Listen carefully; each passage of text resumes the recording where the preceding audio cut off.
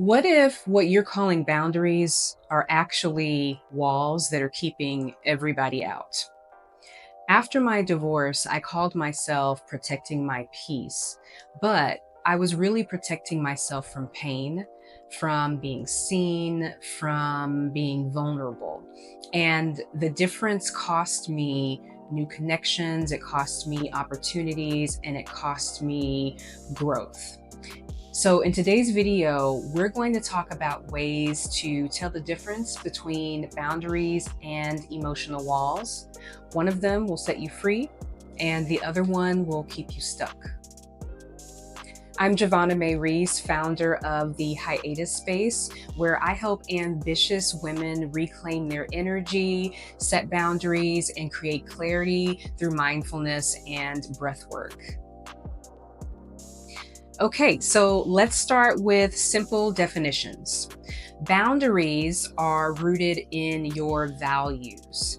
They help you have clarity and they help you remain in alignment. Your actions and your values are aligned so that you are doing things that really matter and putting your energy into things that really matter to you. Emotional walls, however, are rooted in fear. So they come from past traumas, past wounds, or you trying to protect yourself. So to be more specific, healthy boundaries are clear and flexible. So let's say that you've had a really rough week and you want to go home and recharge, but a coworker asks you for some help, a conversation, something that you don't have the capacity for. Setting a boundary, a healthy boundary might be saying, I'd love to help, but can we circle back tomorrow and I can talk to you about it then? Okay, you are setting a boundary on your time and the level of engagement that you have the capacity to have at the moment. On the opposite end of that would be the emotional wall, and those are rigid and reactive. And that looks like maybe someone asking you for help and you snapping, I don't have time for this, even if you do, because you feel like you are so run down and you have given and given and given and given that you are just cutting yourself off from engaging. And I've done both of those things. We've all done both of those things. We've been both of those people.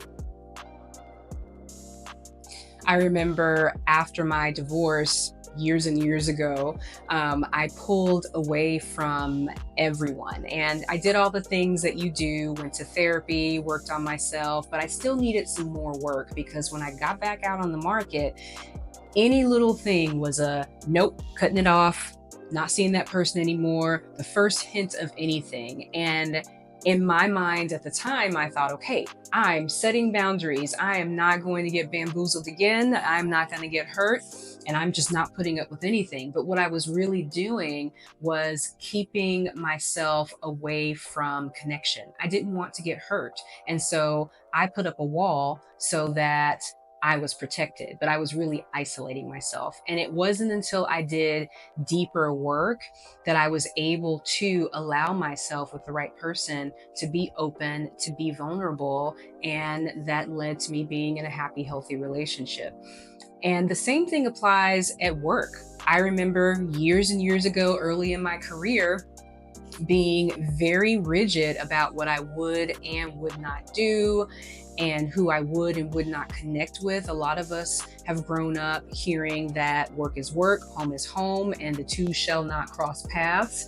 And so you have a work persona and a home persona. And I thought that was just the way things were. It wasn't until I started allowing my goofy sense of humor, my softness, my personality to come through and to make connections at work that I was really able to be impactful and to really enjoy what I was doing. And this is where your body's wisdom comes in. Your nervous system is connected to all of this. We don't just say our boundaries, we embody our boundaries. So when we are putting up emotional walls, when we are stuck in stress mode, we are going to feel sharp, defensive. The boundaries or walls that we set feel that way. And that's our sympathetic nervous system putting out that fight, flight, or freeze or fawn energy, getting ready for something bad to happen because that's the energy that we're bringing. But when we are setting boundaries from a grounded and calm place, we feel that and we feel clarity because then our parasympathetic system has been engaged and we understand that we are safe and we're doing the things that we need to feel safe and whole. And our body, you've heard the phrase, maybe you've read the book, The Body Keeps the Score. Our body lets us know when we're on the right path or maybe our path needs to be adjusted. Because when you're setting boundaries that are healthy, you feel a sense of relief. You feel lightness. You feel aligned. But when you're putting up an emotional wall, that often shows up as maybe tightness in the shoulder, tightness in your jaw, or maybe even a lump in your throat. So, this is why I always check in with my breath just on a daily basis, multiple times a day, because it's one of the fastest ways to reset your nervous system. And it helps you shift from being reactive to being calmer in your response.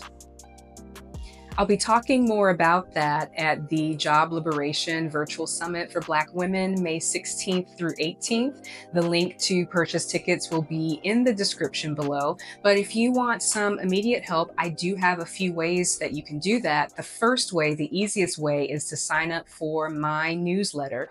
Being on my email list will get you a strategy every week based on what I'm talking about. And so this week, I'll be sending out a boundaries exploration wheel, which is a tool that has helped hundreds of women figure out where their boundaries are strong and where their boundaries maybe need to be reinforced a little bit better. Also, I will be releasing a guided meditation slash breath work to help you feel in your body where you are focused on protection versus where you're focused on connection. And then before we wrap this up, I invite you to just take 3 slow, deep breaths.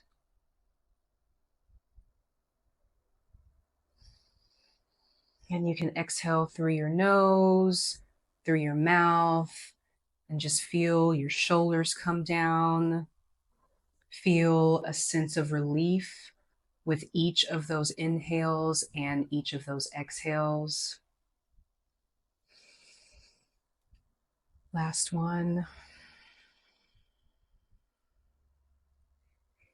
Let me know in the comments if you think you have boundaries down or if you still need to do some work adjusting using boundaries more than you're using emotional walls. And also subscribe, like the video if this was helpful to you, and I will see you next time.